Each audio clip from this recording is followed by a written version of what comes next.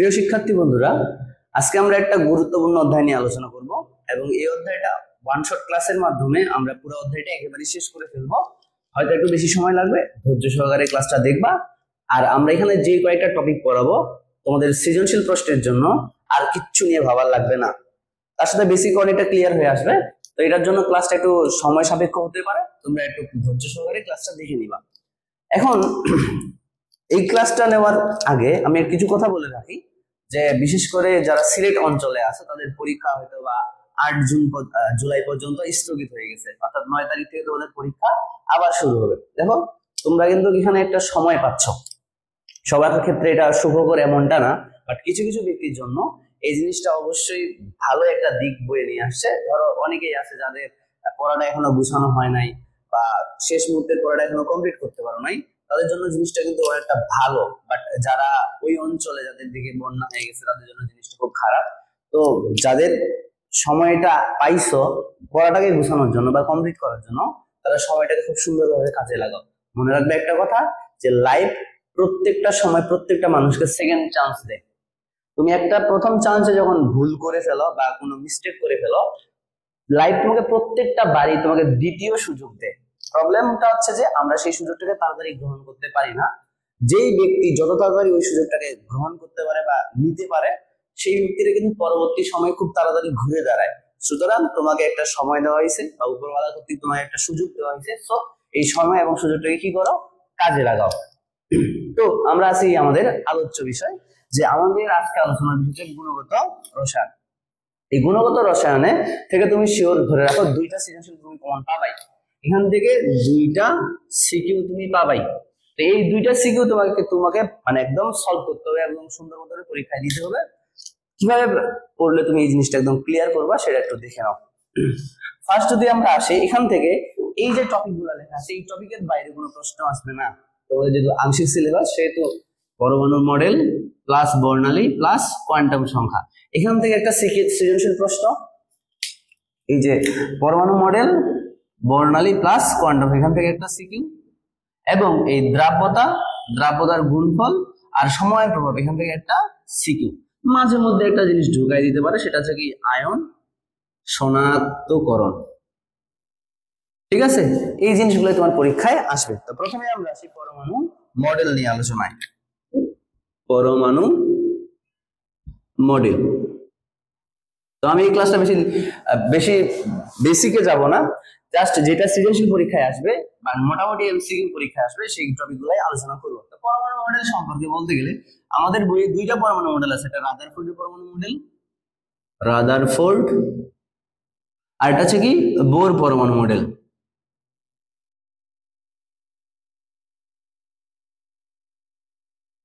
রাদারফোর্ডের পরমাণু মডেলের ক্ষেত্রে যে জিনিসটা আসতেছে, এখানে আমাদের প্রথমে যেটা জানতে হবে সেটা হচ্ছে নিউক্লিয়াস আবিষ্কার, আলফা কণা বিচ্ছুরণ পরীক্ষার মাধ্যমে। আলফা কণা বিচ্ছুরণ পরীক্ষা, যার মাধ্যমে আমরা কি করছি, নিউক্লিয়াস আবিষ্কার। ঠিক আছে, তাহলে দেখো আলফা কণা বিচ্ছুরণ পরীক্ষার মাধ্যমে নিউক্লিয়াস কিভাবে আবিষ্কার করা হলো। তো এইটার জন্য রাদারফোর্ড 1911 সালে এই পরীক্ষাটা করেন, যেখানে তিনি প্রয়োজনীয় যন্ত্রপাতির মধ্যে প্রয়োজনীয় যন্ত্রপাতি কি কি নিছেন। এক নম্বরে যেটা নিছে পাতলা সোনার পাত,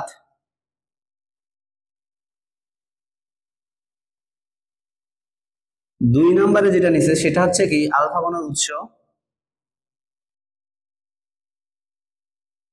এবং তিন নম্বরে নিচে হচ্ছে জিঙ্ক সালফেট এর প্রলেপ যুক্ত পর্দা। আমরা যদি পরীক্ষাটা কিভাবে দেখাই, যে এখানে একটা আছে পাতলা সোনার পাত এবং এখানে একটা আলফা কণার উৎস, এবং পুরা ইয়াটাকে করে রাখছে আমাদের কি একটা জিঙ্ক সালফেটের প্রলেপ যুক্ত পর্দা। এই যে জিনিসটা দেখতেছি, তো আলফা কণা কাকে বলা হয় মনে রাখবা, যে আলফা কণা হচ্ছে কি, আলফা কণা দ্বি ধনাত্মক হিলিয়াম নিউক্লিয়াসকে বলা হচ্ছে কি আলফা কণা। দ্বি ধনাত্মক হিলিয়াম নিউক্লিয়াসকে বলা হচ্ছে আলফা কণা। এই আলফা কণার একটা বৈশিষ্ট্য, উচ্চ গতি সম্পন্ন এবং ভেদন ক্ষমতা সম্পন্ন। ওকে, তো এখান থেকে যখন উৎস ইউরেনিয়াম থেকে আলফা কণা বের হইলো, তখন আমাদের পরীক্ষায় কি কি দেখতেছি সেটাকে বলতেছি আমরা পর্যবেক্ষণ। এই পর্যবেক্ষণে দেখা যাচ্ছে যে অধিকাংশ এই আলফা কণা পাতলা সোনার পাতকে ভেদ করে চলে যাচ্ছে। এখন এটা তুমি কেমনে বুঝলা? এই যে জিঙ্ক সালফেটের যে প্রলেপযুক্ত পর্দাটা আছে, এই জিঙ্ক সালফেটের প্রলেপযুক্ত পর্দাটার বৈশিষ্ট্য হচ্ছে কি, কোন চার্জযুক্ত কোন যদি তাকে গিয়ে গতিশীল অবস্থায় তাকে আঘাত করে, সেখানে প্রতিপ্রবাহ বা আলোক ছোটার সৃষ্টি হয়। যেমন ধরো আমরা কি বলি, ওই যে ঝালাই করলে যেমন একটা টাচ করলে কি কতগুলো আগুনের ফুলকি উঠে, ঠিক এরকম জিঙ্ক সালফেটকে কেউ আঘাত করলে সেখানে একটা আলোক ছোটার সৃষ্টি হয়। এরপরে বলছে যে 1 নম্বর পর্যন্ত কি বললাম, অধিকাংশ আলফা কণা সোনার পাত ভেদ করে চলে যায়, সোনার পাত ভেদ করে চলে যায়। এবারে যদি আমরা দেখি 2 নাম্বার যে বৈশিষ্ট্যটা, সেটা হচ্ছে কি, প্রায় 20,000 কণার মধ্যে একটা, 20,000 কণার মধ্যে একটি যেই পথে যায় আবার সেই পথেই ফিরে আসে। ঠিক আছে, যে পথে যায়, যে পথে সেই পথে ফিরে আসে। ঠিক আছে, এই ধরনের তিনি পর্যবেক্ষণ করলেন। আর একটা জিনিস বলছে, 8,000 কণার মধ্যে একটা দিক পরিবর্তন করে। কি করে? দিক পরিবর্তন করে। দিক পরিবর্তন করে 8,000 কণার মধ্যে একটি কণা কি করে? দিক পরিবর্তন করে, দিক পরিবর্তন করে। তো এখান থেকে তিনি কি সিদ্ধান্ত নিলেন? পর্যবেক্ষণের পরে তিনি কি সিদ্ধান্ত নিলেন যে পরমাণুর অধিকাংশ স্থানই ফাঁকা। 1 নম্বর, পরমাণু অধিকাংশ স্থান ফাঁকা। 2 নম্বর, এই ফাঁকা স্থানে কি থাকে? আলফা ইলেকট্রন থাকে। ফাঁকা স্থানগুলোতে কি থাকে? ইলেকট্রন থাকে। এরপরে বলছে যে পরমাণুর কেন্দ্রে তার সমস্ত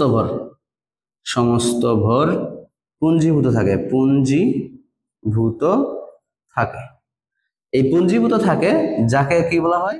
নিউক্লিয়াস বলে। ঠিক আছে, শর্টকাট লিখতেছি আমি, আর বেশি সময় লাগে যাবে। এবং এই যে নিউক্লিয়াস, যেহেতু আলফা কণা আমাদের কি পজিটিভ, আর এটা হচ্ছে কি, এই যে দেখো এদিকে যাওয়ার পরে এখানকার সমস্ত ভরটা কি আছে? পুঞ্জীভূত অবস্থায় আছে। অধিকাংশ স্থান ফাঁকা হওয়ার কারণে আলফা কণা এটাকে ভেদ করে যাইতে পারছে। বাট এখানে যখন একদম বরাবর নিউক্লিয়াস বরাবর আলফা কণা যায়, তখন সেটাকে ভেদ করতে পারে নাই, এবং যেই পথে গেছে আবার সেই পথেই ফিরে আসে। মানে সেখানে সে কিছুটা বিকর্ষণ অনুভব করছে। যদি আলফা কণা আমাদের পজিটিভ, তাহলে মনে রাখতে হবে নিউক্লিয়াস এটা পজিটিভ চার্জ যুক্ত। এই ধরনের তিনি সিদ্ধান্ত নিলেন। এই সিদ্ধান্ত নেওয়ার পরে তিনি পরমাণুর মডেল দিলেন, যেটাকে আমরা বলতেছি কি রাদারফোর্ডের পরমাণু মডেল। এখন সৃজনশীল পরীক্ষায় এইটাই প্রশ্ন আসতে পারে, রাদারফোর্ডের পরমাণু মডেলটি সীমাবদ্ধতা সহ আলোচনা করো। তাহলে এখানে সিকিউর জন্য কি আসবে? রাদারফোর্ডের পরমাণু মডেলটি সীমাবদ্ধতা সহ আলোচনা করো। সীমাবদ্ধতা সহ আলোচনা করো। ঠিক আছে, এখান থেকে আমাদের সীমাবদ্ধতা সহ আলোচনা। আরেকটা প্রশ্ন আসছিল একটা বোর্ড পরীক্ষায়, সেটা হচ্ছে কি, নিউক্লিয়াস ধনাত্মক চার্জ যুক্ত প্রমাণ করো। এটা যদি আসে তাহলে আমরা আলফা কণা, এইটার উত্তর কি দিব? আলফা কণা বিচ্ছুরণ পরীক্ষাটা, আলফা কণা বিচ্ছুরণ পরীক্ষা।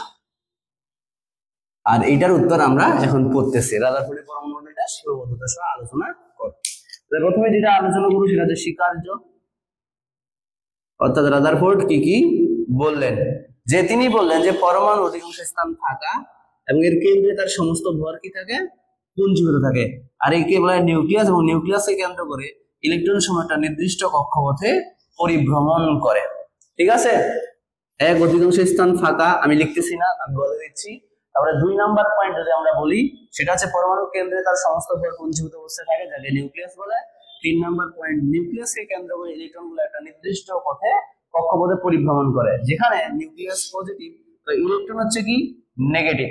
তো বলা হচ্ছে যে এখানে যেমন সূর্যকে কেন্দ্র করে গ্রহগুলা ঘুরতেছে, ঠিক এরকম নিউক্লিয়াসকে কেন্দ্র করে ইলেকট্রনগুলো একটা নির্দিষ্ট কক্ষপথে ঘুরে। এই জন্য রাদারফোর্ডের পরমাণু মডেলকে আরেকটা কি বলা হয়, সৌর মডেলও বলা হয়। ঠিক আছে, এখন দেখা যাচ্ছে যে এখানে ধনাত্মক চার্জ যুক্ত হচ্ছে আমাদের নিউক্লিয়াস, আর ইলেকট্রন হচ্ছে কি পজিটিভ, ফলে তাদের মধ্যে একটা আকর্ষণ বলের সৃষ্টি হয়, যাকে বলতেছি আমরা কেন্দ্রমুখী বল। কেন্দ্রমুখী বল। এবং ইলেকট্রনের ঘূর্ণনের জন্য তার বাইরে একটা ছিটকে পড়ার প্রবণতা আছে, যাকে বলে কি কেন্দ্র বিমুখী বল।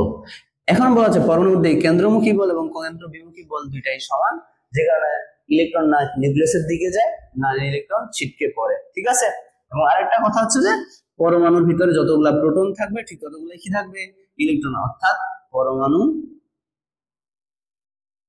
চার্জ নিরপেক্ষ। পরমাণু হচ্ছে কি চার্জ নিরপেক্ষ। ওকে, এখন আসি আমরা তার সীমাবদ্ধতা। সীমাবদ্ধতা মানে সীমাবদ্ধতায় যদি আসি, এই সীমাবদ্ধতার ক্ষেত্রে যে কথাটা বলা হচ্ছে সেটা হচ্ছে কি আমাদের 1 নাম্বার কক্ষপথের আকার সম্পর্কে ধারণা ব্যাখ্যা দেওয়া হয়নি। কক্ষপথের আকার সম্পর্কে ব্যাখ্যা দেওয়া হয় নাই। 2 পারমাণবিক বর্ণালী সম্পর্কে ধারণা দেওয়া হয়নি। এবং 3 নাম্বার যদি আমরা যাই, 3 নম্বরে সেটা হচ্ছে কি ম্যাক্সওয়েলের তত্ত্ব অনুসারে, ম্যাক্সওয়েলের তত্ত্ব অনুসারে কোন একটা চার্জযুক্ত কণা যদি কাউকে কেন্দ্র করে ঘুরতে থাকে, সে অনবরত শক্তি হারায়, এবং শক্তি হারাতে হারাতে একটা সময় সে কি হবে নিউক্লিয়াসে পতিত হবে। কিন্তু পরমাণুর ভিতরে এটা ঘটে না, এবং কেন ঘটে না সেটা রাদারফোর্ড ব্যাখ্যা দিতে পারেন নাই। তো এইগুলাই হচ্ছে তার কি সীমাবদ্ধতা। তাহলে শুধু যদি প্রশ্ন আসে রাদারফোর্ডের পরমাণু মডেলটি সীমাবদ্ধতা সহ আলোচনা করো, তুমি প্রথমে স্বীকার্য লিখবা, তারপর হচ্ছে কি সীমাবদ্ধতা লিখবা। ওকে, এবার আমরা চলে যাচ্ছি কোথায়, বোর পরমাণু মডেল। এবার আসি আমরা কোথায়, বোর পরমাণু মডেল। বোর পরমাণু মডেল। এখন বোর পরমাণু মডেলের মধ্যে কি কি পাবো, প্রথমে সেম আগের মধ্যে সিকিউ প্রশ্ন, বোর পরমাণু মডেলের সীমাবদ্ধতা সহ আলোচনা করো। তাহলে বোর পরমাণু মডেলটা দেখি। তো তিনি 3টা মতবাদ দিলেন, একটা যে শক্তি স্তর ধারণা। ঠিক আছে, আমাদের রাদারফোর্ডের পরমাণু মডেলে যে যে ভুলগুলো ছিল সেগুলো এখানে সংশোধন করা হইল। তাহলে শক্তি স্তরের ধারণা কি বললেন তিনি, নিউক্লিয়াসকে কেন্দ্র করে ইলেকট্রন সমূহ একটা নির্দিষ্ট বৃত্তাকার পথে পরিভ্রমণ করে, যাকে বলা হয় শক্তি স্তর বা অরবিট।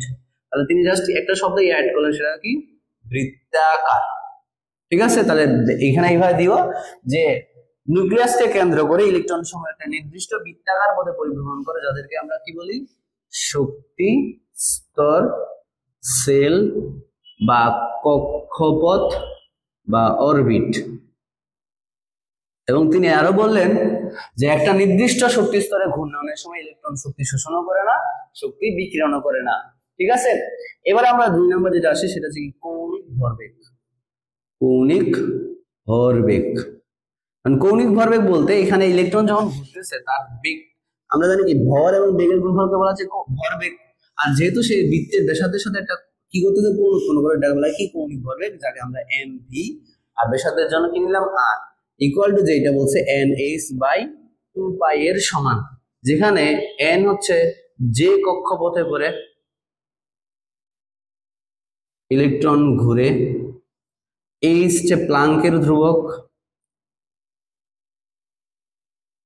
যার মান হচ্ছে 6.626 × 10⁻34 জুল সেকেন্ড, আর পাই এর মান আমরা জানি 3.1416।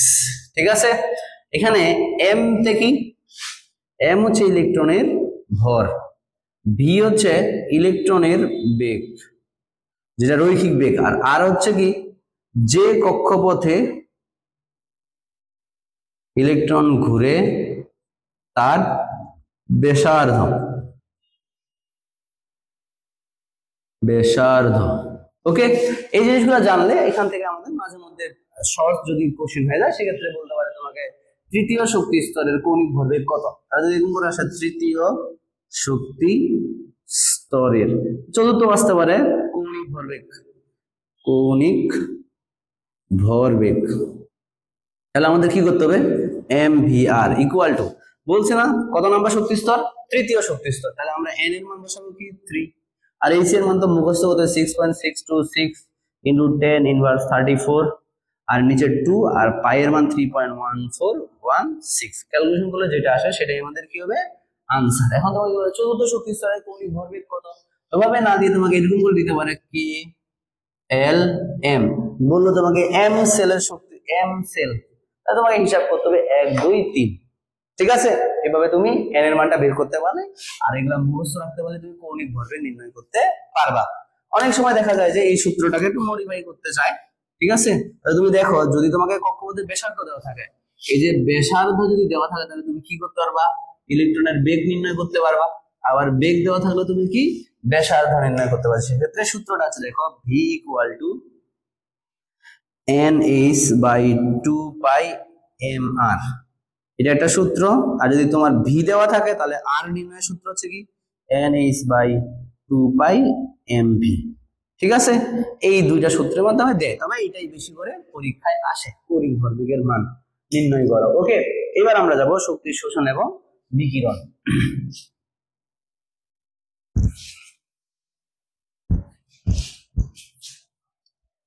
তো 2 নম্বরে পাইলাম আমরা কি কৌণিক ভরবেগ, কৌণিক ভরবেগ, কৌণিক ভরবেগ equal to M V R equal to NH by 2 pi. এখন 3 নম্বরে আসে শক্তি শোষণ ও বিকিরণ, শক্তির শোষণ ও বিকিরণ। শক্তি শোষণ ও বিকিরণের ক্ষেত্রে যে কথাটা বলতে হবে সেটা হচ্ছে আমাদের যে এটা নির্দিষ্ট কক্ষপথে ঘূর্ণন, আমাদের ম্যাক্সওয়েলের যে ভুলটা ছিল যে তার যুক্ত কোনো কাউকে কেন্দ্র করে ঘুরতে থাকলে সে শক্তি হারাতে থাকে, বাট আমাদের বোর বললেন কি নির্দিষ্ট শক্তি স্তরে ঘূর্ণনের সময় শক্তি সে শোষণও করে না, সে শক্তি বিকিরণও করে না, তবে তাকে আমরা বাইরে থেকে তাপ প্রদান করি, সে কিছু পরিমাণ শক্তি শোষণ করে নিম্ন শক্তি স্তর থেকে উচ্চ শক্তি স্তরে, আবার ওই তাপ অপসারণ করলে উচ্চ শক্তি স্তর থেকে কি হবে নিম্ন শক্তি স্তর, অর্থাৎ আগের শক্তি স্তরে ফিরে আসবে, ঠিক আছে কিনা। আর এই যে বিকিরিত বা শোষিত শক্তির মানটা সবসময় কি হবে সমান, যেটা বলছে কি E2 বাই E1, অর্থাৎ উচ্চতর শক্তি স্তর থেকে যদি আমরা নিম্ন শক্তি স্তরে পার্থক্যটা অর্জন করতে পারে সে, তখনই সে লাভ দিয়ে নিম্ন শক্তি স্তর থেকে কি হবে উচ্চ শক্তি স্তরে যাবে, বা ওই সমপরিমাণ যদি আমরা তাপ অপসারণ করি তাহলে উচ্চ শক্তি স্তর থেকে আগের শক্তি স্তরে ফিরে আসবে, যেটাকে আমরা আমাদের কোয়ান্টাম তত্ত্বে এইভাবে নির্ণয় করি, delta equal to H3 by lambda. এখন কই থেকে সূত্র আসছে এগুলা বলার সময় না, আমরা জাস্ট খালি কি উত্তর করব, ঠিক আছে। এখন দেখো এখানে H তো আমরা জানি, H হচ্ছে কি প্লাঙ্কের ধ্রুবক, একটু আগেই লিখছি মান তার। C হচ্ছে কি আলোর বেগ, C হলো কি আলোর বেগ, যার মানটা আমাদের মুখস্থ হলো 3 × 10⁸ মিটার পার সেকেন্ড। আর ল্যামডা হচ্ছে কি আলোর তরঙ্গ দৈর্ঘ্য। ওকে, আমরা কি করবো আলোর তরঙ্গ দৈর্ঘ্য। এখন যদি আমরা কোনোভাবেই তরঙ্গ দৈর্ঘ্য ল্যামডা মানটা নির্ণয় করতে পারি তাহলে কিন্তু শোষিত বা বিকিরিত শক্তির মানটা আমরা কি করতে পারবো বের করে ফেলতে পারবো। এখন আমরা যদি ল্যামডার মান নির্ণয় করতে যাই সেই জন্য আমাদের একটা আলাদা সমীকরণ করতে হবে, সেটা একটু পরে আসতেছি, আমরা আগে পরে ফেলে নিই। রাদারফোর্ডের পরমাণু মডেলের সীমাবদ্ধতা কি কি, সীমাবদ্ধতা, সীমাবদ্ধতার মধ্যে প্রথম যে জিনিসটা আসছে সেটা হচ্ছে কি যে তার মতে কি ছিল কক্ষপথ ছিল বৃত্তাকার, বাট কিন্তু আধুনিক গবেষণায় দেখা যাচ্ছে যে কক্ষপথ গুলা কি হয় বৃত্তাকার অথবা উপবৃত্তাকার হতে পারে, উপবৃত্তাকার, ঠিক আছে। তিনি পারমাণবিক বর্ণালীর সময় বলছে যে একটা রেখা বর্ণালী পাওয়া যাওয়ার কথা, বাট এখানে আমাদের অনেকগুলো ছোট ছোট রেখা বর্ণালী পাওয়া যায়। কেন এরকম রেখা বর্ণালী পাওয়া যায় সেটা ব্যাখ্যা দিতে পারেন নাই। ঠিক আছে, তাহলে পারমাণবিক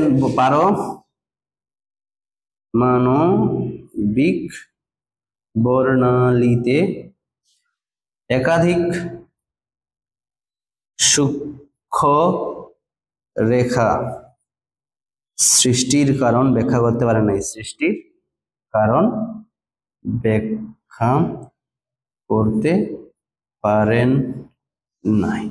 এবং আরেকটা ভুল হচ্ছে যে এক ইলেকট্রনের বেশি, কি বলছি, এক ইলেকট্রনের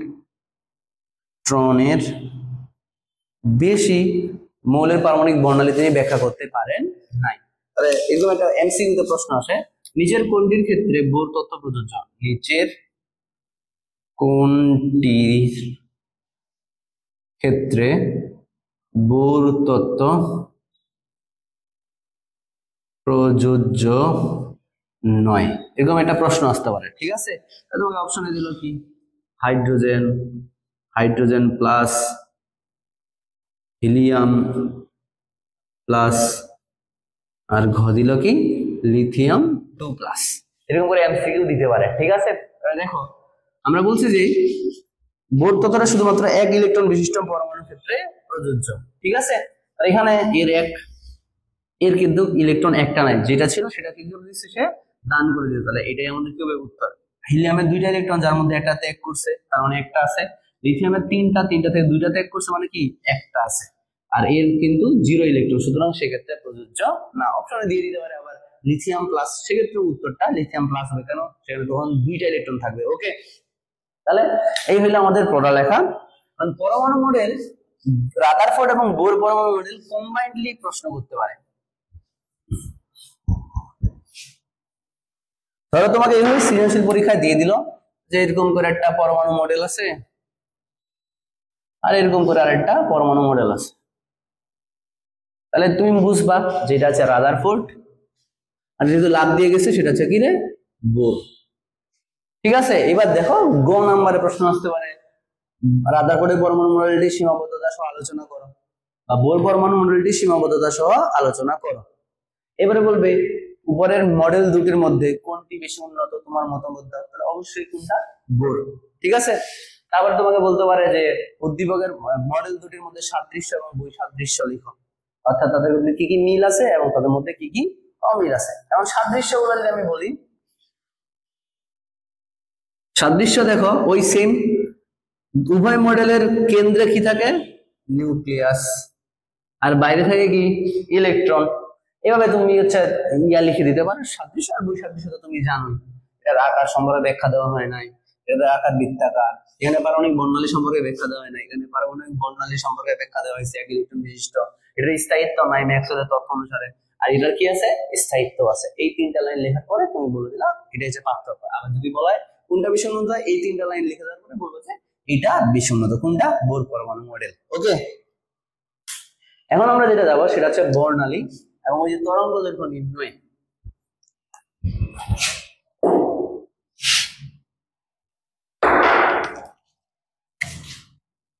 তরঙ্গ দৈর্ঘ্য নির্ণয়, তরঙ্গ দৈর্ঘ্য নির্ণয়ের ক্ষেত্রে যে কথাটা বলেছে আমাদের একটা সমীকরণ, সেটা বলে রিট বার্গের সমীকরণ। রিট বার্গের সমীকরণ। এই রিট বার্গের সমীকরণের ক্ষেত্রে যে জিনিসটা মনে রাখতে হবে, একেবারে ডিরেক্ট মুখস্থ রাখো, 1/λ = RH 1/n1² - 1/n2²। এখানে কই থেকে সূত্র আসলো সেটা জানার দরকার নাই আপাতত তুমি। ঠিক আছে, তুমি দেখো এবার যাই, এখানে কি RH হচ্ছে রিট বার্গের ধ্রুবক, রিট বার্গের ধ্রুবক, যার মান হচ্ছে 1.09678 × 10⁻⁷ মিটার ইনভার্স 1। n1 হচ্ছে কি নিম্ন শক্তি স্তর, আর n2 হচ্ছে আমাদের কি উচ্চ শক্তি স্তর। ওকে, এখন একটা জিনিস দেখো, আমাদের নিম্ন শক্তি স্তর বলতে কি বোঝাচ্ছে, মনে রাখবা ইলেকট্রন উচ্চ শক্তি স্তর থেকে যখন নিম্ন শক্তি স্তরে ফিরে আসে তাহলে এই যে যেটা এটা যদি কে এল এবং এম হয় মানে ইলেকট্রনটা কি 3 নম্বর শক্তি স্তর থেকে 1 নম্বরের শক্তি স্তরে ফিরে আসে, তাহলে 1 নম্বরটা হবে নিম্ন শক্তি স্তর, অর্থাৎ n1 এর মান সবসময় ছোট মানটা নিব আর n2 মানটা সবসময় কি বড় মানটা নিব। ঠিক আছে, এইভাবে যদি আমরা সূত্রে বসাই দিই সুন্দর মতো করে 1/λ ইকুয়াল টু আর এইচ এর মান 1.09678 ইনটু 10 টু দি পাওয়ার 7, নিচে 1/1 স্কয়ার, নিচে 1/n2 জায়গায় 3 স্কয়ার।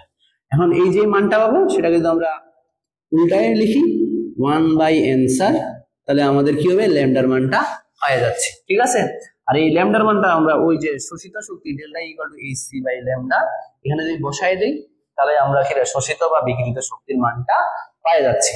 ওকে, এখন দেখো এই টপিকটার সাথে আমাদের একটা জিনিস আছে, সেটা হচ্ছে কি বর্ণালী, খুবই ইম্পর্টেন্ট একটা জায়গা বর্ণালী। কারণ বর্ণালীর ক্ষেত্রে যে কথাটা বলা আছে, বর্ণালী পারমাণবিক বর্ণালী দুই প্রকার, একটা শোষণ বর্ণালী আর একটা হচ্ছে কি বিকিরণ বর্ণালী। শোষণ বর্ণালী কি রকম, যখন ইলেকট্রন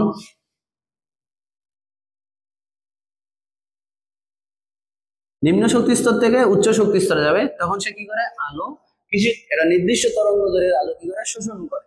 এই যে আলো শোষণ করলো, এই শোষণের সময় যে বর্ণালীটা বলি তাকে বলা হচ্ছে শোষণ বর্ণালী। আর শোষণ বর্ণালী দেখতে অনুজ্জ্বল।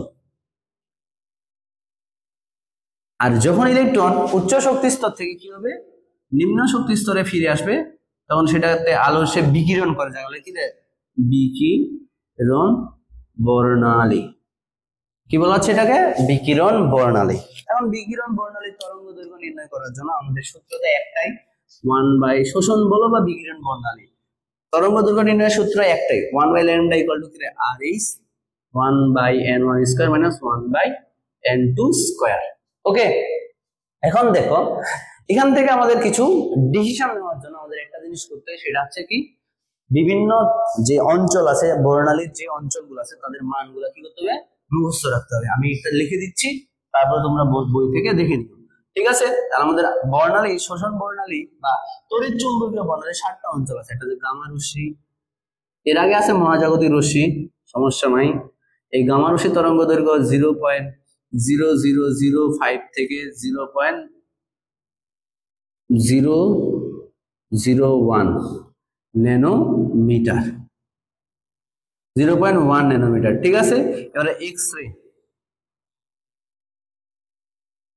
এটার ক্ষেত্রে আমাদের যেটা পাচ্ছে সেটা হচ্ছে কি 0.01 ন্যানোমিটার থেকে 10 ন্যানোমিটার। তারপর হচ্ছে আমাদের যদি বলি ইউভি রশ্মি, এটার ক্ষেত্রে 10 ন্যানোমিটার থেকে 380 ন্যানোমিটার। তারপরে ইউভি রশ্মির পর যেটা সেটা হচ্ছে দৃশ্যমান রশ্মি বা ভিজিবল দৃশ্যমান রশ্মি, সেক্ষেত্রে আমরা 380 থেকে 780 ন্যানোমিটার। এরপরে যদি আমরা আসি অবলোহিত, অবলোহিত যেটাকে আমরা আইআর বলতে পারি, আইআর রশ্মি ইনফ্রারেড, সেটা হচ্ছে কি 780 থেকে 1 মিলিমিটার, ন্যানোমিটার থেকে 1 মিলিমিটার। তারপরে হচ্ছে কি মাইক্রোওয়েভ, মাইক্রোওয়েভ 1 মিলিমিটার থেকে 1 মিটার। আর রেডিও ওয়েভ কি রেডিও ওয়েভ 1 মিটার থেকে 10 কিলোমিটার পর্যন্ত এদের তরঙ্গ দৈর্ঘ্য হয়। ঠিক আছে, এরপরে আমরা যদি বলি দৃশ্যমান রশ্মির, আবার এটার আবার ভাগ আছে 7টা। দৃশ্যমান রশ্মির ভাগ আছে কয়টা 7টা। এটা বেগুনি, নীল, আসমানি, বেনিয়া সহ হলুদ, সবুজ, কমলা আর কি লাল। ঠিক আছে, এখন দেখো বেগুনিয়া রশ্মির তরঙ্গ দৈর্ঘ্য কত 380 থেকে 424, নীল হচ্ছে কত 424 থেকে 450, আসমানি 450 থেকে 500 ন্যানোমিটার, হলুদ 500 থেকে 575 ন্যানোমিটার, আর সবুজ 575 থেকে 590, কমলা হচ্ছে 590 থেকে 647 ন্যানোমিটার এবং লাল 647 থেকে 780 ন্যানোমিটার।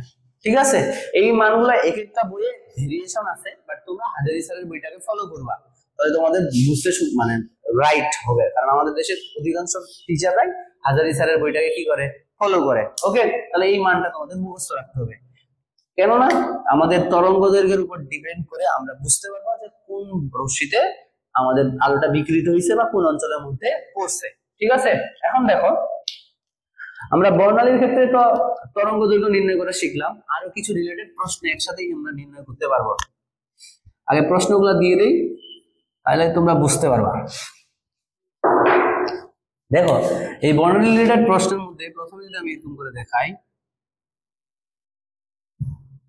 কে এল এম এন, ধরেন এখান থেকে ইলেকট্রনটা এই 2 নম্বরে আসছে।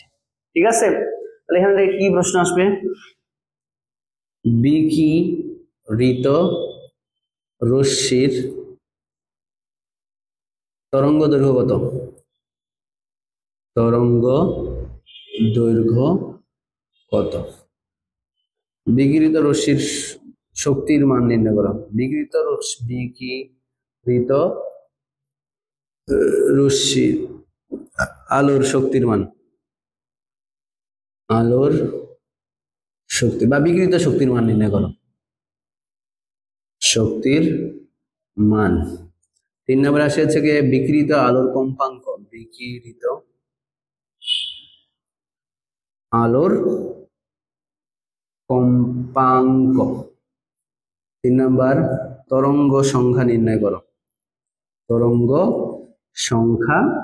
এবং 5 নম্বর যেটা হবে সেটা হচ্ছে বর্ণটি কোন অঞ্চলের, বর্ণটি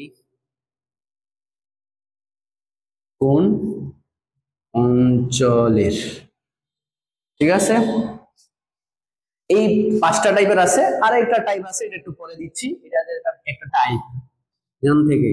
এখান থেকে এই হচ্ছে প্রশ্নগুলো আসতে পারে, যে বিকিরিত রশ্মির তরঙ্গ দৈর্ঘ্য নির্ণয় করো। তরঙ্গ দৈর্ঘ্য নির্ণয়ের সূত্রটা ডিরেক্ট জানি, 1/λ = r is 1/n1 square minus 1/n2 square. ঠিক আছে, এখানে আমাদের কি হবে, আর এর মান 1.09678 into 10 to the power 7, 1/2 square minus 1/4 square. কেন, চতুর্থ শক্তি স্তর থেকে 2 নম্বর শক্তি স্তরে আসছে, তাই এখানে যেই মানটা হবে সেটাকে 1 আনসার করলেই আমরা ল্যামডার মানটা পাই যাচ্ছি।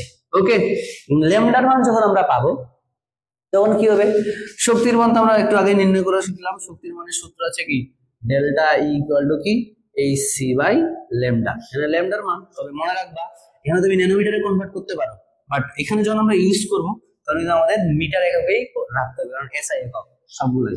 তরঙ্গ দৈর্ঘ্য কম্পাঙ্ক, কম্পাঙ্ক আমরা ইকুয়াল টু কি জানি, mu equal to c by lambda. আর তরঙ্গ সংখ্যার সূত্র যে মিউ বার ইকুয়াল টু 1/λ। আর বর্ণালীটি কোন অঞ্চলে হবে সেটার জন্য তোমাকে অবশ্যই অবশ্যই অবশ্যই কি করতে হবে, তরঙ্গ দৈর্ঘ্য মুখস্থ রাখতে হবে। ঠিক আছে, ওই যেই তরঙ্গ দৈর্ঘ্যের রেঞ্জটার মধ্যে পড়বে মানে সেই বর্ণটাই সে কি করতেছে, শোষণ বা বিকিরণ করতেছে। ওকে, তাহলে এই টাইপের প্রশ্নগুলো এখান থেকে আসবে। এবার যদি আমরা আসি রেখা বর্ণালী,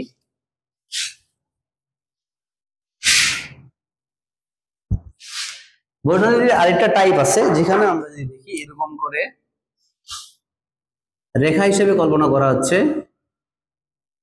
যে ইলেকট্রন যে কোনো শক্তি স্তর থেকেই আসুক না কেন, যদি ইলেকট্রনটা প্রথম শক্তি স্তরে ফিরে আসে, 2 থেকে আসুক, 3 থেকে আসুক বা 7 থেকেই আসুক, এটা হচ্ছে n এর মান 1, n এর মান 2, n ইকুয়াল টু 3, 4, 5, 6, 7 বা অসীম থেকেই আসুক না কেন, যদি আমার 1 নাম্বার শক্তি স্তরে ইলেকট্রন ফিরে আসে, তাহলে একটা নির্দিষ্ট তরঙ্গ দৈর্ঘ্যের আলো দ্বারা বিকিরণ করে, যার একটা রেঞ্জ আছে, যেই রেঞ্জটা হচ্ছে আবিষ্কার করছে বিজ্ঞানী লাইম্যান, এজন্য তার নাম করছে কি লাইম্যান সিরিজ। সিরিজ বলতে কি হচ্ছে, অনেকগুলা বর্ণালীর একটা ব্যান্ড পাচ্ছি। ঠিক আছে, যেমন ধরো আমরা একটা ওয়েব সিরিজ দেখি না 7-8 পর্বের, ঠিক এরকম তারা একটা নির্দিষ্ট তরঙ্গ দৈর্ঘ্যের মাঝে যে কোনো বর্ণ কি করতে পারে, বিকিরণ করতে পারে, যেগুলো তরঙ্গ দৈর্ঘ্যের আলো বিকিরণ করতে পারে।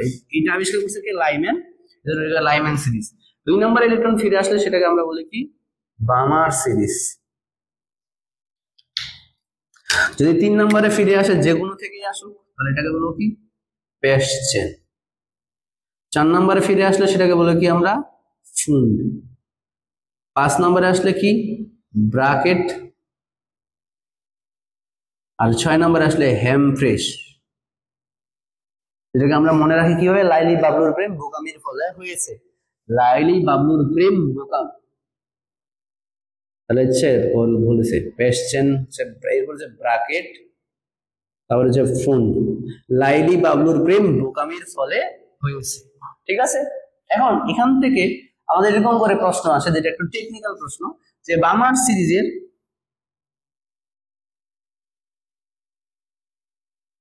সর্বোচ্চ ও সর্বনিম্ন তরঙ্গ দৈর্ঘ্য, সর্বনিম্ন তরঙ্গ দৈর্ঘ্য নির্ণয় করো, এরকম একটা টেকনিক্যাল প্রশ্ন আসে। অথবা এরকম করে প্রশ্ন আসতে পারে যে বামার সিরিজের তৃতীয় রেখা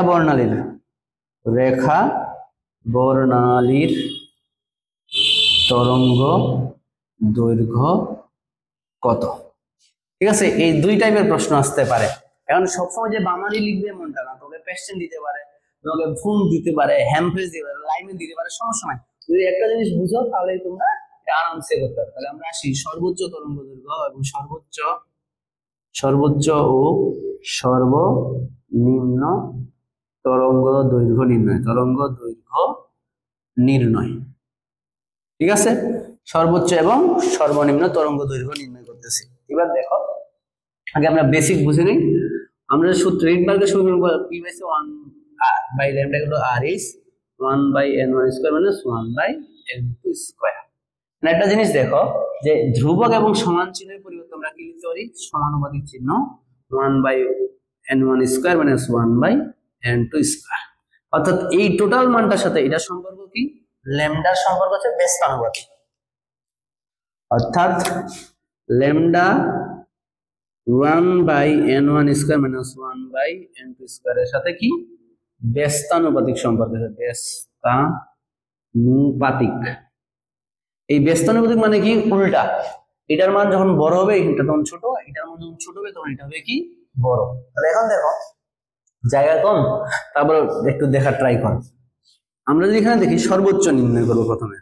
আচ্ছা, আগে সর্বনিম্নটা নির্ণয় করি। সর্বনিম্ন তরঙ্গ দৈর্ঘ্য, ঠিক আছে। তাহলে মানে ল্যামডা যদি আমার মিনিমাম হতে হয়, ল্যামডা মিনিমাম হলে আমাদের 1 by n1 square minus 1 by n2 square, এটা কি হইতে হবে, ম্যাক্সিমাম। এটা কি হইতে হবে, ম্যাক্সিমাম। ওকে, তাহলে 1 by n1 square minus 1 by n2 square maximum হবে যখন 1 by n2 square equal to কি হবে, 0।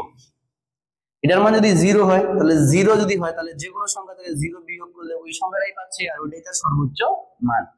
তাহলে 1 বাই n2 স্কয়ার 0 হবে যখন আমাদের n2 ইকুয়াল টু ইনফিনিটি হবে, মানে কি অসীম থেকে ইলেকট্রনটা আসতেছে।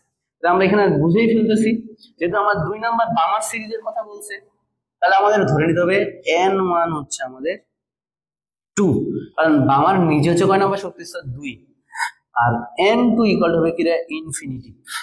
তাহলে আমরা সুন্দর করে মান বসে দিতে পারি, 1 বাই ল্যামডা ইকুয়াল টু কি হবে, আর এইচ 1, এটা হচ্ছে minimum 1 by 2 square minus 1 by infinity square, এর মান 0।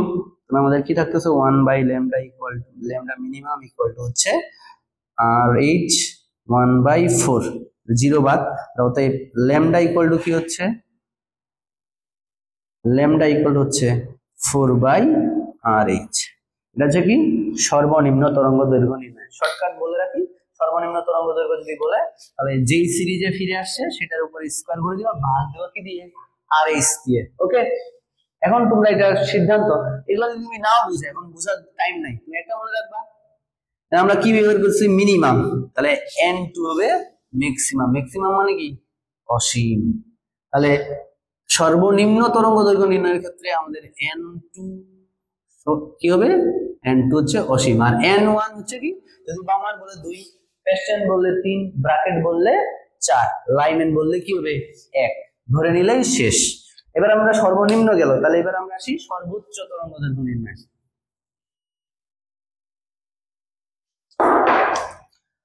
সর্বোচ্চ তরঙ্গ দৈর্ঘ্য যদি বলি সর্বোচ্চ, তাহলে দেখো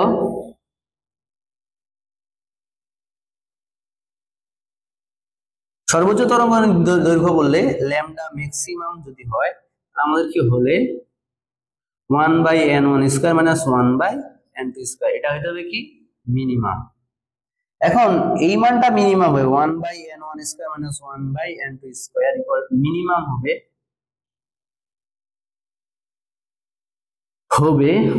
যখন 1/n2² হবে কি ম্যাক্সিমাম, ঠিক আছে।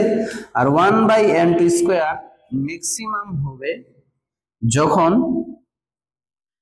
n2 মিনিমাম, অর্থাৎ যেই শক্তি স্তরে ফিরে আসে তারপরে যে ছোট সংখ্যা 3 বার্নৌলি সিরিজ মানে সে 2 নম্বর শক্তি স্তরে ফিরে আসছে, তাহলে তার n2 এর মানটা হতে হবে কি ইমিডিয়েট আগের শক্তি স্তরটা, ঠিক আছে। তাহলে এখানে আমরা ধরে নিব n1 হচ্ছে 2 আর n2 হচ্ছে কত আমাদের 3, ঠিক আছে। তাহলে এই ক্ষেত্রে মনে রাখবো যখন ল্যামডা মিনিমাম হয় তখন n2 সর্বোচ্চ, আর যখন ল্যামডা ম্যাক্সিমাম হয় তখন n2 সর্বনিম্ন,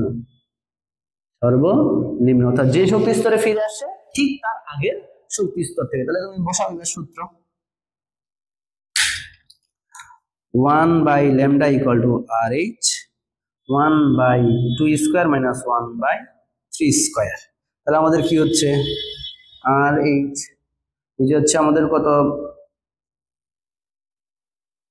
36, উপরে চলে গেল আমাদের কি এখানে হচ্ছে 4 9 - 5, তাহলে কত হচ্ছে RH হচ্ছে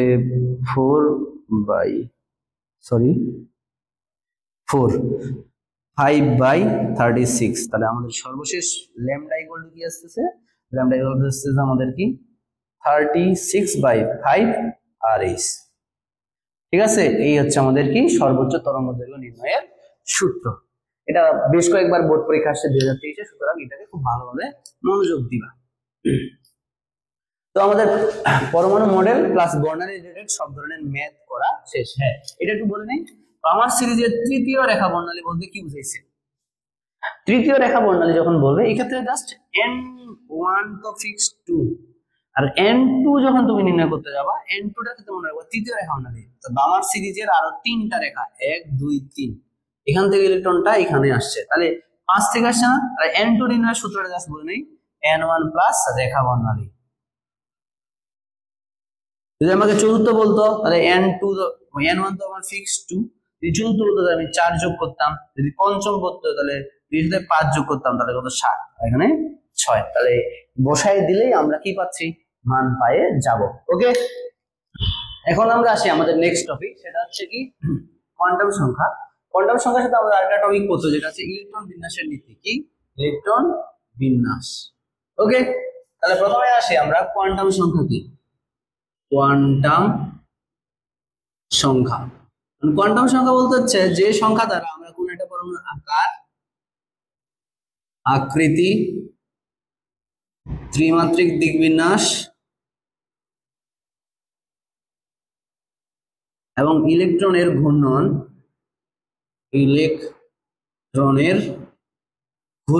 এই সম্পর্কে ধারণা পাই, সেই সংখ্যাটাকে বলতেছি আমরা কোয়ান্টাম সংখ্যা। কোয়ান্টাম সংখ্যা আছে 4 প্রকার, যার সাথে আমরা আকার সম্পর্কে ধারণা পাই তাকে বলে প্রধান কোয়ান্টাম সংখ্যা, প্রধান কোয়ান্টাম সংখ্যা। আকৃতি সম্পর্কে ধারণা পাই তাকে বলে কি সাহায্যকারী কোয়ান্টাম সংখ্যা। ত্রিমাত্রিক দিকবিন্যাস তাকে বলছে ম্যাগনেটিক অথবা চুম্বকীয় কোয়ান্টাম সংখ্যা, এবং ইলেকট্রনের ঘূর্ণন সম্পর্কে ধারণা পাই কি ঘূর্ণন অথবা স্পিন কোয়ান্টাম সংখ্যা। কি স্পিন কোয়ান্টাম সংখ্যা। এখন এই যে কোয়ান্টাম সংখ্যা আকার, আকৃতি, ত্রিমাত্রিক দিকবিন্যাস এবং ইলেকট্রনের ঘূর্ণন, এই 4টা রাশি সম্পর্কে ধারণা দেয় যে কোয়ান্টাম সংখ্যা তাকে বলতেছে কি কোয়ান্টাম সংখ্যা। এই কোয়ান্টাম সংখ্যা কয় প্রকার? 4 প্রকার। প্রধান কোয়ান্টাম সংখ্যা, সাহায্যকারী কোয়ান্টাম সংখ্যা, ম্যাগনেটিক বা চুম্বকীয় এবং কি ঘূর্ণন বা স্পিন কোয়ান্টাম সংখ্যা। এখন প্রত্যেকটা সম্পর্কে আমরা একটু বিস্তারিত আলোচনা করি। প্রথমে আসি আমরা কতটা প্রধান কোয়ান্টাম সংখ্যা। তাহলে বোর তত্ত্ব অনুসারে নিউক্লিয়াসকে কেন্দ্র করে ইলেকট্রন সমূহ যে নির্দিষ্ট বৃত্তাকার পথে পরিভ্রমণ করে তাকে বলা হয় কি শক্তি স্তর অথবা সেল অথবা অরবিট। ঠিক আছে, এই শক্তি স্তর সেল বা অরবিট সম্পর্কে ধারণা দেয় যে কোয়ান্টাম সংখ্যা তাকেই বলতেছি আমরা প্রধান কোয়ান্টাম সংখ্যা। প্রধান কোয়ান্টাম সংখ্যা, এই প্রধান কোয়ান্টাম সংখ্যা আমাদের কি, যাকে আমরা n দ্বারা প্রকাশ করা হয়, কি দ্বারা, n দ্বারা প্রকাশ করা হয়। এটার সাহায্যে আমরা কিসের ধারণা পাই, শক্তি স্তর। ঠিক আছে, যেখানে n এর মান 1 2 3 4 5 6 7 ডট ডট ডট আর ইলেকট্রন আবিষ্কার হইলে আমরা পাবো। তাহলে এক নম্বর শক্তি স্তরকে কে, এল, এম, এন, ও, পি এবং কিউ দ্বারা প্রকাশ করতেছে। এবং এখান থেকে আমরা একটা জিনিস পাবো, শক্তি স্তরে ইলেকট্রন ধারণ ক্ষমতা, ইলেকট্রন ধারণ ক্ষমতা একটা সূত্র আছে 2n স্কয়ার, যেখানে যদি আমার n সমান 1 হয় তাহলে প্রথম শক্তি স্তরে ইলেকট্রন ধারণ ক্ষমতা কত হবে 2 * 1 স্কয়ার অর্থাৎ 2। যদি n এর মান 2 হয় তাহলে দ্বিতীয় শক্তি স্তরে ইলেকট্রন ধারণ ক্ষমতা কত হবে 2 * 2 স্কয়ার = 8। যদি n এর মান আমার কি হয় 3 হয় তাহলে তৃতীয় শক্তি স্তরে ইলেকট্রন ধারণ ক্ষমতা 2 * 3 স্কয়ার = কত হবে 18। এবং n এর মান যদি 4 হয় তাহলে চতুর্থ শক্তি স্তরে ইলেকট্রন ধারণ ক্ষমতা কত হবে 2 * 4 স্কয়ার কত হবে 32। ঠিক আছে, এভাবে আমরা এটা নির্ণয় করি। এবং মনে রাখবা যার n এর মান বেশি তার আকার তত বড়। ওকে, এটা গেল। এবার আসি আমরা সাহায্যকারী কোয়ান্টাম সংখ্যা। এই সাহায্যকারী কোয়ান্টাম সংখ্যা যার এটা নাম অ্যাজিমুথাল কোয়ান্টাম সংখ্যা, এটা যারা বুঝি প্রত্যেকটা শক্তি স্তরে কি থাকে, কতগুলা উপশক্তি স্তর থাকে। কি থাকে, উপশক্তি স্তর। একটা গাছে যেমন শাখা থাকে, শাখার অনেকগুলো প্রশাখা থাকে, তো প্রত্যেকটা শক্তি স্তরে কতগুলো কি থাকে, উপশক্তি স্তর থাকে। আর এই উপশক্তি স্তর সম্পর্কে ধারণা দেয় যে কোয়ান্টাম সংখ্যা তাকে বলতেছি সাহায্যকারী কোয়ান্টাম সংখ্যা, যাকে ছোটদের এল দ্বারা প্রকাশ করা হয়। কি দ্বারা, এল দ্বারা প্রকাশ করা হয়। এবং এল এর মান 0 থেকে n-1 পর্যন্ত। এল এর মানটা কি হবে 0 থেকে n-1 পর্যন্ত। তাহলে দেখো যদি আমার প্রথম শক্তি স্তর অর্থাৎ n এর মান 1 হয় হলে এল কত হবে, 0 তো আছে, 0 থেকে 1-1 অর্থাৎ 0 পর্যন্ত। ঠিক আছে, যেখানে আমরা অরবিটালে মান পাচ্ছি 0 আর উপশক্তি স্তর পাচ্ছি, উপশক্তি স্তর হচ্ছে একটা। ঠিক আছে, 0 পাওয়া মানে কিন্তু এমন না যেখানে তার কোনো উপশক্তি স্তর নাই। মনে রাখবা যে একজন ব্যক্তি তার কাছে 0 টাকা আছে, তার মানে এইটা তার কাছে কোনো টাকা নেই, ঠিক আছে, কিন্তু ওই ব্যক্তির কোনো অস্তিত্ব নেই এমনটা না। ঠিক আছে, সে ও ব্যক্তি বাট তার কাছে পরিমাণ আছে কত, 0। তাহলে দেখো n = যদি 2 হয় তাহলে l হবে কত, 0 থেকে 2-1 অর্থাৎ 1 পর্যন্ত। তাহলে দেখো 0 থেকে 1 পর্যন্ত হিসাব করলে আমরা কি পাচ্ছি, 0 এবং 1। এখানে উপশক্তি স্তর কয়টা হবে, 2টা। উপশক্তি স্তর কয়টা, 2টা। যদি আমার n এর মান কত হয় 3 হয় তাহলে l = কত হবে, 0 থেকে 3-1 অর্থাৎ 2 পর্যন্ত। 0 থেকে 2 পর্যন্ত হিসাব করলে আমরা কি পাচ্ছি, 0 1 2 অর্থাৎ উপশক্তি স্তর কয়টা, এখানে 3টা। ঠিক আছে, এবং যদি n এর মান আমার কি হয় 4 হয় তাহলে l কত হবে, 0 থেকে 4-1 অর্থাৎ 3 পর্যন্ত। 3 পর্যন্ত হিসাব করলে কি কি আছে, 0 1 2 অর্থাৎ উপশক্তি স্তর কয়টা, 4টা। আমরা যদি এইখানকার এই ডাটাগুলো অ্যানালাইসিস করি, এখানে আমাদের যে জিনিসটা পাচ্ছি সেটা হচ্ছে কি 0 1 2 3, এই 4টা মানেই বারবার আসতেছে। এবং এই উপশক্তি স্তরগুলোর নাম দেওয়া হলো, এটা হলো শার্প, এটা হচ্ছে প্রিন্সিপাল, এটা হচ্ছে ডিফিউজ, আর 3 হচ্ছে কি ফান্ডামেন্টাল। ফান্ডামেন্টাল এই জন্য এখানে আমাদের এটাকে সংক্ষেপে এস, এটাকে পি, এটাকে ডি, আর এটাকে কি বলা হয়, এফ বলা হয়। তাহলে আমরা কি পাইলাম, 4টা উপশক্তি স্তর এস পি ডি এফ। সেখানে যদি আমরা দেখি প্রথম শক্তি স্তরে একটাই উপশক্তি স্তর, সেটার নাম হবে কি 1s। দ্বিতীয় শক্তি স্তরে 2টা উপশক্তি স্তর, 0 এর জন্য 2s এবং 1 এর জন্য 2p।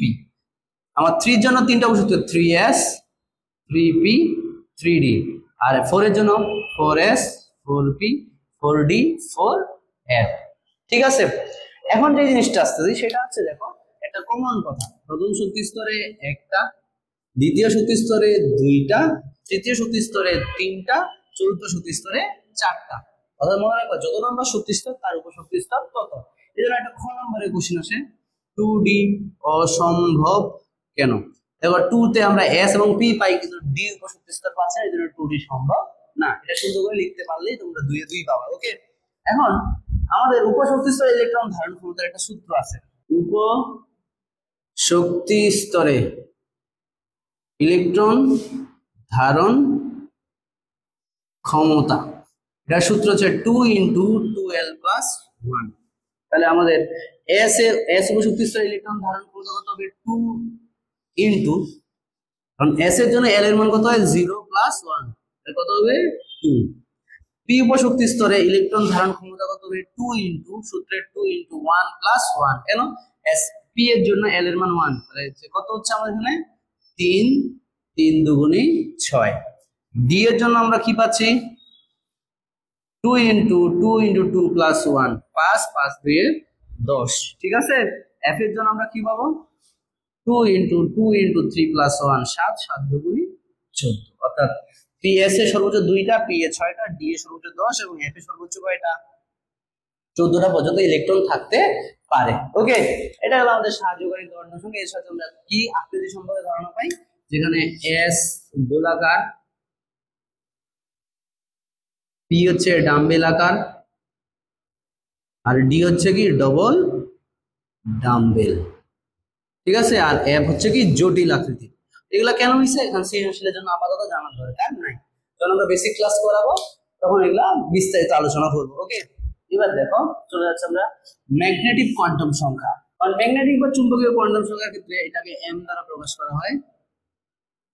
ঠিক আছে, এখন এটার সঙ্গে থেকে আমরা কি পাই ত্রিমাত্রিক দিক বিন্যাস, ত্রিমাত্রিক দিক বিন্যাস। এখন ত্রিমাত্রিক দিক বিন্যাস বলতে কি বোঝাচ্ছে, যদি আমরা একটা পরমাণুর কাছে একটা চুম্বক ক্ষেত্র নিয়ে যাই তখন ইলেকট্রনগুলো একটা নির্দিষ্ট সজ্জায় সজ্জিত হয়।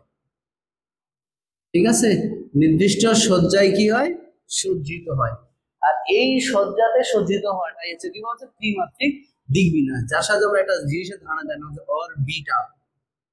কি অরবিটাল, অরবিটাল কি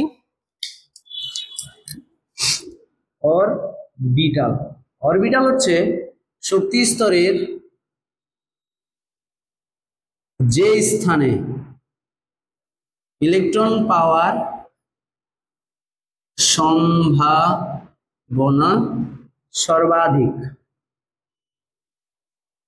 90 থেকে 95%, তাকে কি বলা হয় অরবিটাল বলে।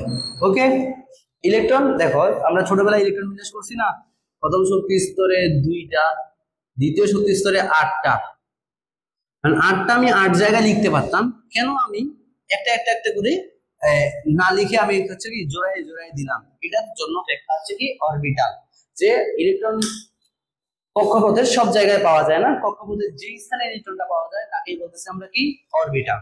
এখন এই অরবিটাল সম্পর্কে ধারণা দেয় যে কোয়ান্টাম সংখ্যা তাকেই বলতেছি ম্যাগনেটিক বা চুম্বকীয় বন্ধন। আর যেখানে m = হচ্ছে 0 সহ +-l, আর যেটাকে আমরা আরেকভাবে লিখতে পারি -l থেকে 0 সহ +l পর্যন্ত। ওকে, তাহলে দেখো যদি আমার S উপশক্তি স্তর হয়,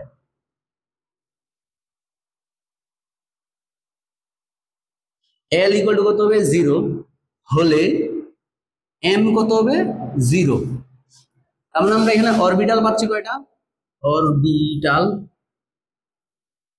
একটা। যদি আমার p উপশক্তি স্তরে L কত হবে 1 হলে m কত হবে -1 0 +1 পর্যন্ত, অরবিটাল কয়টা 3টা। যদি আমার এটা d উপশক্তি স্তর হয় তাহলে L = 2, তাহলে আমাদের m হবে কত -2 থেকে +2 পর্যন্ত, -1 0 +1 +2, কয়টা হইলো 5টা। এবং যদি আমার f হয় তাহলে আমাদের L কত হচ্ছে 3, তাহলে m কত হবে -3 থেকে +3 পর্যন্ত, -3 -2 -1 0 প্লাস 1 প্লাস 2 প্লাস 3 কয়টা পাইলাম 7টা। ঠিক আছে, তাহলে s অরবিটাল একটা, p এর তিনটা যাদের px py pz, d এ পাঁচটা dxy dyz dzx dx square minus y square dz square. f জটিল, সুতরাং এটা নিয়ে ব্যাখ্যা করার কিছু নাই। ওকে, তাহলে এগুলা পাইলাম। আর সর্বশেষ যদি আমরা দেখি সেটা হচ্ছে স্পিন বা ঘূর্ণন ঘূর্ণন। ঠিক আছে, এখানে কিছুই নাই, মনে রাখবো একটা ইলেকট্রন যদি ঘড়ির কাঁটার দিকে ঘুরে, আরেকটা ইলেকট্রন অবশ্যই ঘড়ির কাঁটার বিপরীত দিকে ঘুরবে। আমরা সবাই জানি পৃথিবী যেমন সূর্যকে কেন্দ্র করে ঘুরে, ঠিক পৃথিবী তো নিজের কক্ষপথেও ঘুরতেছে, কি পশ্চিম থেকে পূর্ব দিকে। ঠিক আছে কিনা? ঠিক এরকম ইলেকট্রন নিউক্লিয়াসকে কেন্দ্র করে ঘোরার সময়, এই যে নিউক্লিয়াসকে কেন্দ্র করে ঘোরার সময় একই অরবিটালে দুইটা ইলেকট্রন থাকে, এই ইলেকট্রন নাম্বার 1 ইলেকট্রন নাম্বার 2, তারা কিন্তু নিজেরাও নিজের কক্ষপথে ঘুরতেছে। এখন একটা যদি ঘড়ির কাঁটার দিকে ঘুরে, একটা ঘুরে কি ঘড়ির কাঁটার বিপরীত দিকে, যেটা ঘড়ির কাঁটার দিকে ঘুরে তাকে ধরা হয় মাইনাস হাফ, আর যেটা ঘড়ির কাঁটার বিপরীত দিকে ঘুরে তাকে ধরা হয় কি প্লাস হাফ। ওকে, এই হচ্ছে আমাদের কাহিনী। এখন এত কিছু পড়ার পর আমার এখান থেকে কি প্রশ্ন আসবে? এখান থেকে একটা প্রশ্ন আসে এরকম, ধরো তৃতীয় অথবা চতুর্থ শক্তি স্তর, অথবা এরকম করে দিতে পারে কে এল এম এন, যে এন তম শক্তি স্তরে এন এল এম এস এর মান ব্যবহার করে চারটি কোয়ান্টাম সংখ্যার সেট, মোট অরবিটাল ও মোট ইলেকট্রন ধারণ ক্ষমতা নির্ণয় করো। এরকম করে প্রশ্ন আসবে, তখন তুমি কি করবা? একটা বক্স আঁকবা সুন্দর মতো করে, একটাতে এন, একটাতে এল, একটাতে এম, একটাতে এস, একটাতে অরবিটাল, আর একটাতে কি ইলেকট্রন সংখ্যা। কি দিলাম? যে n l m s orbital আর ইলেকট্রন সংখ্যা। দেখো, যেটা আমার এন মানে কি চতুর্থ শক্তি স্তর, তাহলে এন এর মান কি হবে 4, এল এর মান হবে 0 1 2 3। অনেকে শুধুমাত্র 3 দেয়, কিন্তু মনে রাখবা যত নম্বর শক্তি স্তর তত নম্বর শক্তি ততটাই উপশক্তি স্তর আছে। এটার জন্য এম এর মান 0, এটার জন্য -1 0 plus 1 -2 -1 0 plus 1 plus 2 -3 -2 -1 0 plus 1 plus 2 plus 3। এখানে আমাদের অরবিটাল কটা আছে? 1, এখানে 3, এখানে 5, এখানে কত 7। আর প্রত্যেকটা অরবিটালে দুইটা ইলেকট্রন থাকে, plus minus half plus minus half plus minus half plus minus half. Okay, তাহলে দেখো প্রথম অরবিটালে একটা, তার মানে 2 দ্বারা গুণ করলে কত 2, এখানে 6, এখানে কত 10, এখানে 14, যোগ করলে এখানে হবে 16, এখানে হবে কত 32টা। এভাবে লিখে দিলে তোমরা 4 মার্ক পাই যাবা। এখন আমরা যেটা টপিক নিয়ে আলোচনা করবো সেটা হচ্ছে ইলেকট্রন বিন্যাসের নীতি।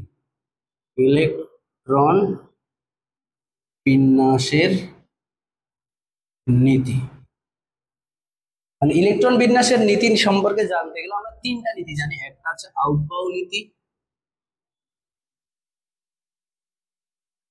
2 নম্বর হুন্ডের নীতি এবং পলিবর্জন নীতি। আমরা একটা একটা করে বলি। প্রথমে আসে আউটবাউ। এই আউটবাউ একটা জার্মান শব্দ, যার অর্থ হচ্ছে বিল্ডিং আপ। এর অর্থ হচ্ছে কি বিল্ডিং আপ করা। ঠিক আছে, এই বিল্ডিং আপ করার মানে হচ্ছে কি, আমরা যেমন একটা বিল্ডিং তৈরি করতে গেলে সবার প্রথমে নিচতলা বানাই, তারপর আছে 2 3 4 5 ভাবে উপর তলার দিকে যাই। ঠিক এরকম এখানেও বলছে যে শক্তি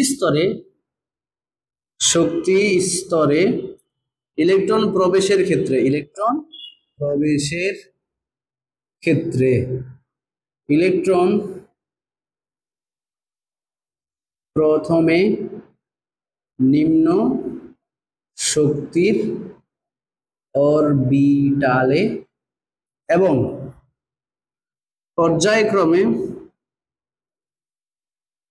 উচ্চ শক্তির অরবিটালে প্রবেশ করে, শক্তির অরবিটালে প্রবেশ করে। এখন প্রথমে আমরা দেখলাম যে ইলেকট্রন প্রথমে নিম্ন শক্তির অরবিটাল এবং পর্যায়ক্রমে উচ্চ শক্তির অরবিটালে প্রবেশ করে। আমাকে জানতে হবে শক্তির মানটা কিভাবে নির্ণয় করা হয়। শক্তির মান নির্ণয় করা হয় n+l দ্বারা। কি দ্বারা? n+l দ্বারা, যেখানে n+l এর মান কম হলে তার শক্তির মান কি? কম, আর ইলেকট্রন সেখানে আগে প্রবেশ করে। n+l এর মান বেশি হলে তার শক্তির মান কি হবে? বেশি। এবং দুটি অরবিটালে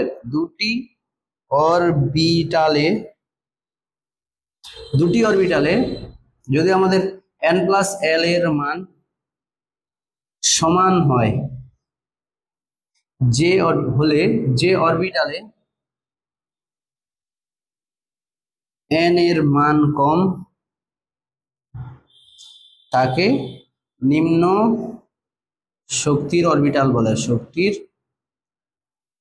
অরবিটাল ধরা হয়।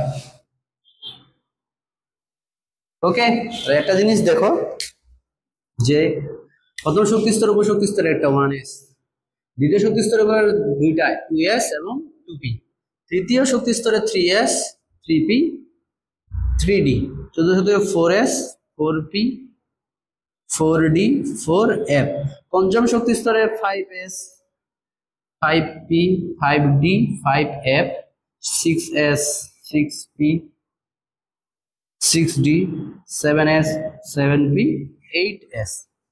এইভাবে নিলাম। ধরো এখানে আমাদের এর শক্তির মান 1+0 করলে কত হয়? 1। এখানে 2+0 কত হবে? 2। 2+1 কত হবে? 3। এখানে 3 4 5 6 7 8 9, এভাবে আমরা কি করব? সরি, এখানে হচ্ছে 4 5 6, এখানে কত হবে? 7। কিভাবে বের করছি? n+l যোগ করে। এখানে n এর মান 1 আর s এর জন্য l এর মান কত? 0, যোগ করলে 1 হয়। তাহলে এর মান সবথেকে কম, যদি ইলেকট্রন সবার প্রথমে এখানে প্রবেশ করে। এরপরে দেখো 2s সেখানে পরে প্রবেশ করলো, এবং দেখো 3s এর মান 3 এবং 2p এর যোগফল কত? আমাদের কি আছে? 3 আছে। তো দুইটা যখন সমান হবে, এর n এর মান 2 আর এর n এর মান কত? 3, জন্য এই নিম্ন শক্তি স্তর আর এই হচ্ছে উচ্চ শক্তি স্তর। এই জন্য আগে 3p তে যায়, তারপরে 2p তে যায়, তারপরে 3s এ যায়। এভাবে আমাদের জিনিসগুলা প্রবেশ করতেই থাকে।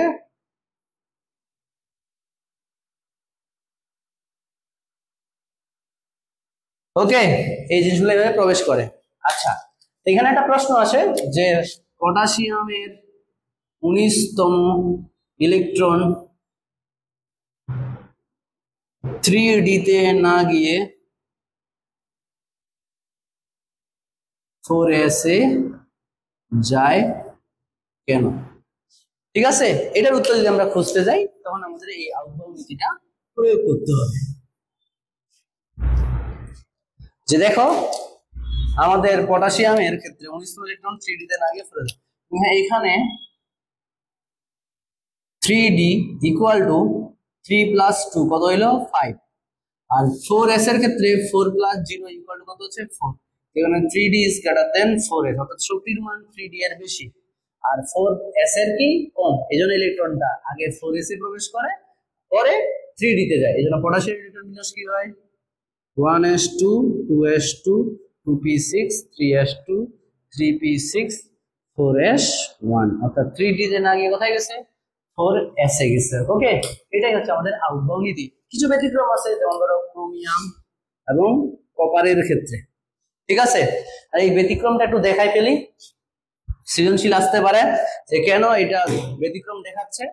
নরমালি যদি আমরা 1s2 2s2 2p6 3s2 3p6 3d 4s2, এখানে 4, যদি ক্রোমিয়াম 24 আর কপারের কত? 29।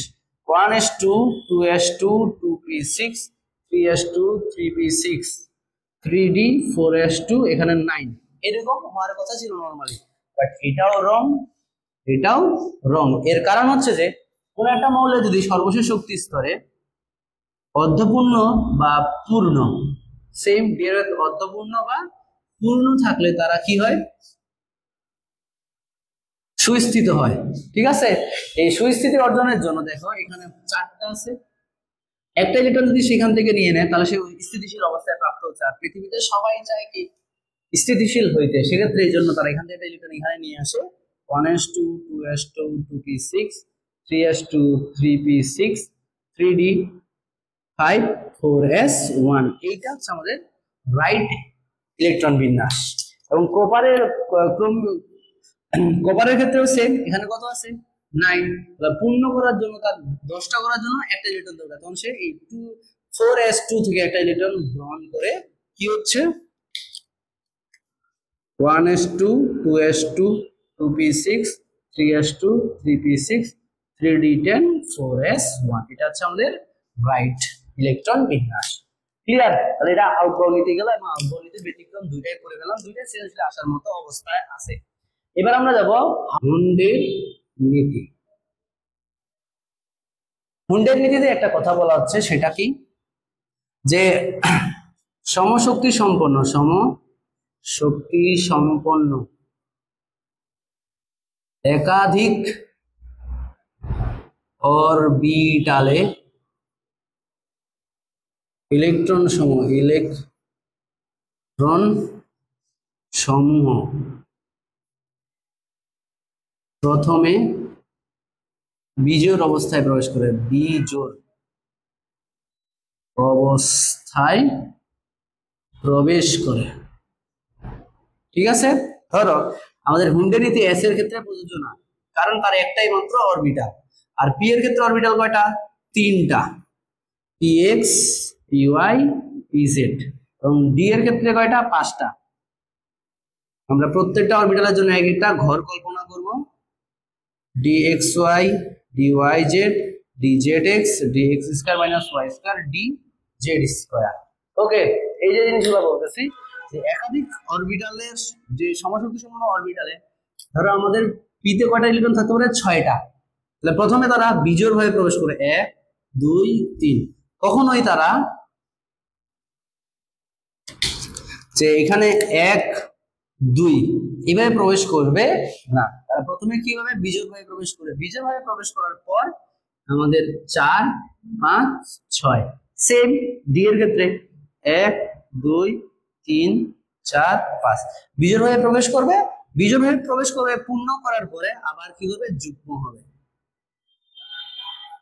ওকে, এই হচ্ছে আমাদের কি হুন্ডের নীতি, যে প্রথমে সমশক্তি সম্পন্ন একাধিক অরবিটাল ইলেকট্রনগুলো প্রথমে বিজোড় অবস্থায় প্রবেশ করে, তারপর তারা যুগ্মভাবে প্রবেশ করে। ঠিক আছে, এখন এখান থেকে আমাদের কিছু সৃজনশীল প্রশ্ন আসে। যেমন ধরো তোমাকে একদম স্পেসিফিক ভাবে একটা ইলেকট্রনের 4টি কোয়ান্টাম সংখ্যার সেট নির্ণয় করতে বলবে। ঠিক আছে, তো দেখো আমরা যদি বলি কার্বনের 5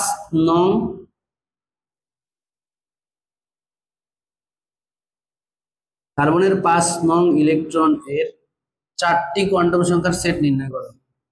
4টি কোয়ান্টাম সংখ্যার সেট নির্ণয় করো। তুমি প্রথমে ইলেকট্রন বিন্যাস করবা 6 1s2 2s2 2p2, তাই না?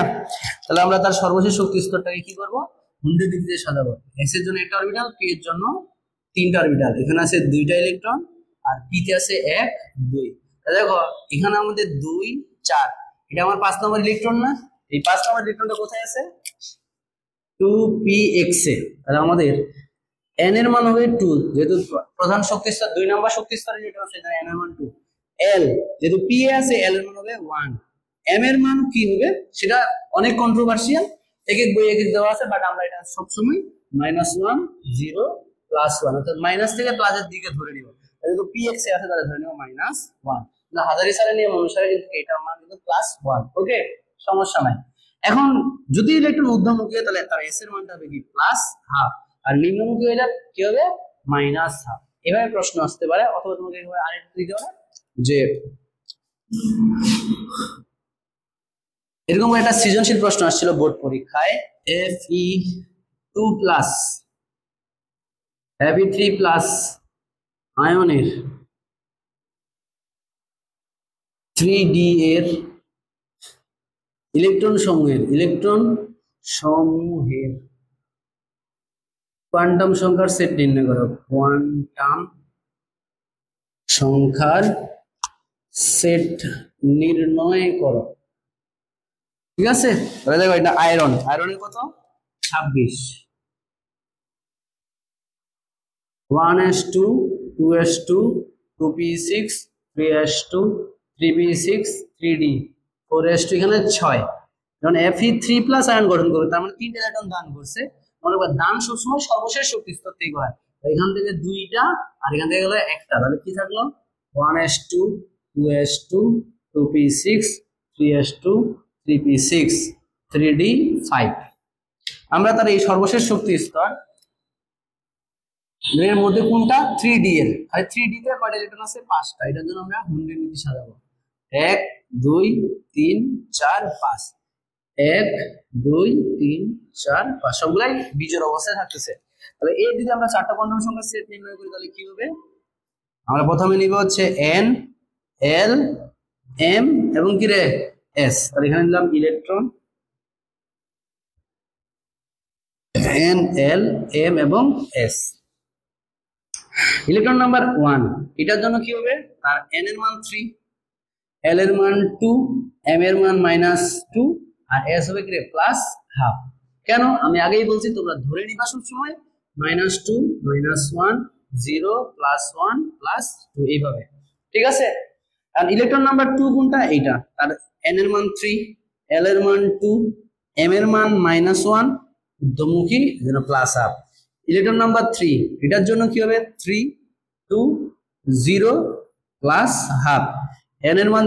ইলেকট্রন নাম্বার 4 এর জন্য কি হবে আমাদের 3 2 +1 +½ আর এটার জন্য কি হবে ইলেকট্রন নাম্বার 5 এর জন্য কি 3 2 আমাদের +2 +½ আরেকবার চট্টগ্রাম বোর্ডে একবার প্রশ্ন ছিল যে এখানে 3d এর প্রত্যেকটা ইলেকট্রনের স্পিন কোয়ান্টাম সংখ্যার মান একই, ব্যাখ্যা করো। দেখো এইভাবে বের করে দিলে প্রত্যেকটা স্পিন কোয়ান্টাম সংখ্যার মান কি হচ্ছে +½ হচ্ছে। কেন, কারণ তারা প্রত্যেকটাই একমুখী অবস্থায় আছে।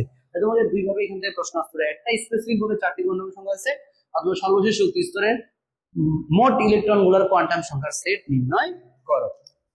এখন আমরা আসি পলির বর্জন নীতি।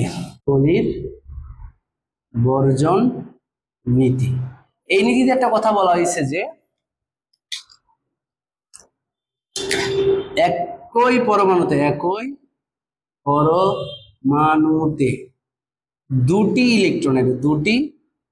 ইলেকট্রনের 4টি কোয়ান্টাম সংখ্যার মান কখনোই